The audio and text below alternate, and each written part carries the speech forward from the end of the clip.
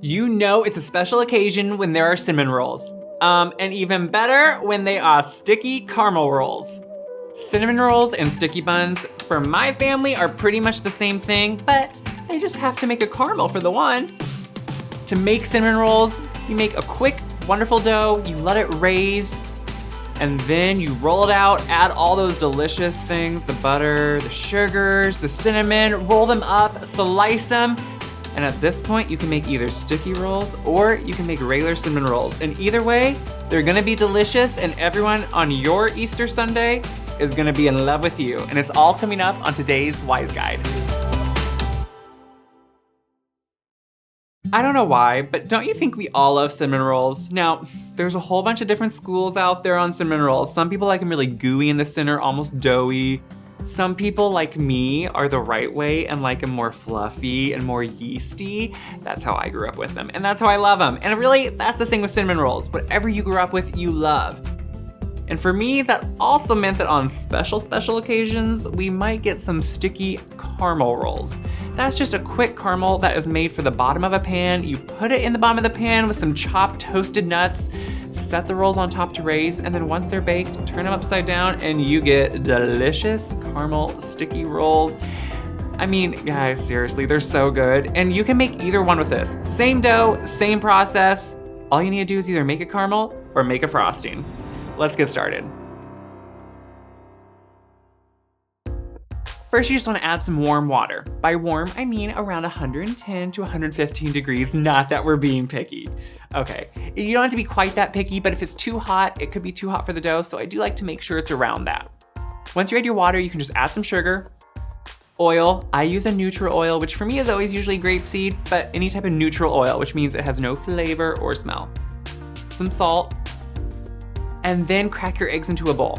I just do that to make sure I don't get any shell in, break them up with a whisk, just whisk them around a little bit, and then add them to that liquid mixture. Stir it together, just to make sure it's incorporated, and then you can add some flour. Now, as you all know, if you have watched my other videos, I don't use just regular yeast. No, that would be regular. No, I'm extra. I use instant yeast. That's one, what I grew up with. Two, when I worked in a commercial kitchen for years, that is always what I used because I find it to be better. It's smaller granulars and it's just a lot easier to work with. You don't have to put it in water and let it bloom.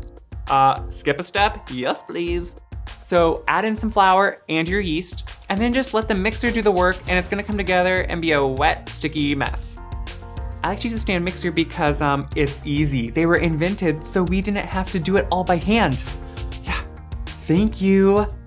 So while it's on low, we already added our all-purpose flour, but to make these a little bit lighter, a little bit fluffier and softer, I am doing half and half, all-purpose flour and cake flour.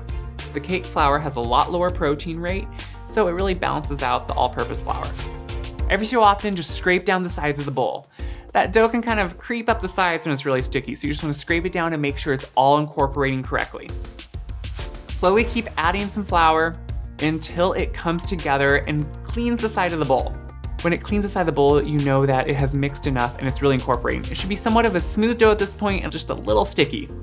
Once it is at that point, you can add some butter. This is really just enriching the dough. It's kind of like a brioche, but totally not a brioche at all. It's just adding a little bit more richness. So with the mixer running, kneading that dough, just add the butter about a half a tablespoon at a time. Yes, it needs to be at room temperature because otherwise it won't incorporate.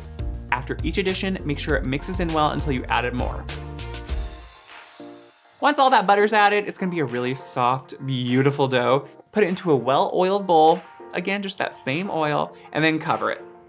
You don't want any air to be on top because it can dry out the dough and help it not rise as well. Put it into a draft-free, warm area and let it rise. While it's rising, if you wanna make caramel rolls, this is when I get that sticky goo deliciousness ready. In a saucepan, just combine some butter, water, dark brown sugar. Yeah, you want the dark because it's gonna add more flavor. Some corn syrup. Yes, we're using corn syrup. Yeah, it's old school. It's important. And salt. Just put that on the stove over about medium or medium-low heat and stir it together. While the butter is melting, keep whisking and eventually it's gonna come to a simmer. Let it simmer for a few minutes, then remove it from the heat and add in some vanilla, and cinnamon. Just stir that together a little bit, whisk it up, and let it cool off slightly. While that caramel's sitting there, you can just get ready your pans. The rolls always fill 4 pans, so you just want to spray your pans with nonstick baking spray and then put the caramel in each one. There should be an even amount for each one, so just separate it evenly. And caramel rolls are good, but what makes them better? Yeah, some toasted chopped nuts. So just take some toasted pecans, chop them up. You can do whatever size piece you want, and then sprinkle them over the caramel evenly. Set it aside until you're ready to use them. Once the dough has raised and is about double, you can take that cover off it, punch it down, and split it into 2. It's just easier to work with only half at a time because, well, who has a counter that big? Okay, a lot of you probably do. I don't at all. And you could hardly roll out one whole batch at once.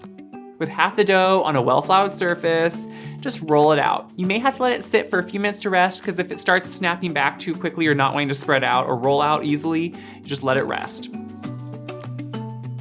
Once it's rolled out, you can just brush on some melted butter because, these weren't rich enough. Sprinkle on a little bit of brown sugar, some white granulated sugar, and then kind of spread that out because the brown sugar doesn't really sprinkle on evenly.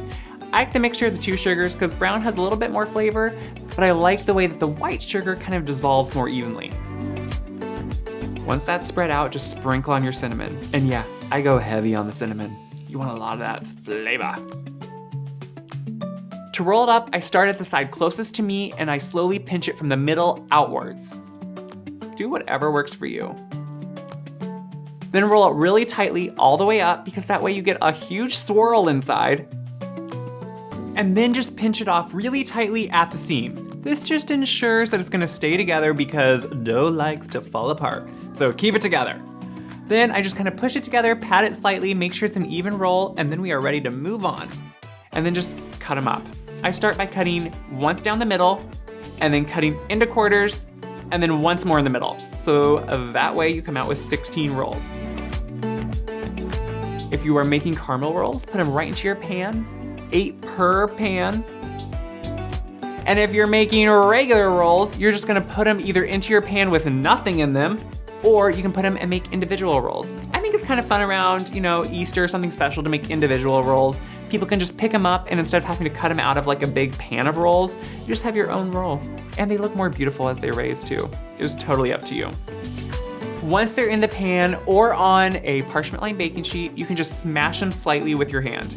This just helps them kind of spread out evenly and just kind of get set before they raise again. Cover them again and then let them raise. You just want to let them raise till they're filling the pan or they're at least doubled in size. I like to make sure they're just beginning to go over the top of the pan, or if they're on just a regular baking sheet, they're about doubled. Once they are, you can just put them into a preheated oven. They're gonna bake up. Your house is gonna smell, amazing. Don't you just love the smell of cinnamon rolls? It's just like, can't wait.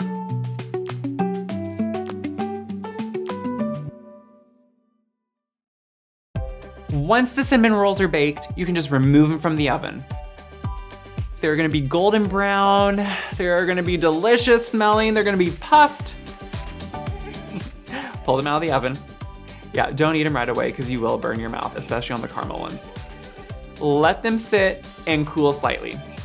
If you made caramel ones, you're gonna wanna make sure they sit for about 45 minutes before you turn them out. Because if you do it right away, that caramel's just gonna go everywhere on your counter or on a plate. You want it to cool down and solidify just a little bit. When you're ready to take them out, just run a knife around the edge of them, put them onto a plate, then turn them over and pop it out. You may have to shake the pan slightly to ensure that the rolls fall out, but just keep shaking it up and soon they're gonna be on the plate. You may have to get a little bit of that extra caramel out with a spatula, but that's okay, because you're gonna want it all out. If you made regular rolls, you can just mix up your frosting while they're cooling. The frosting is super simple.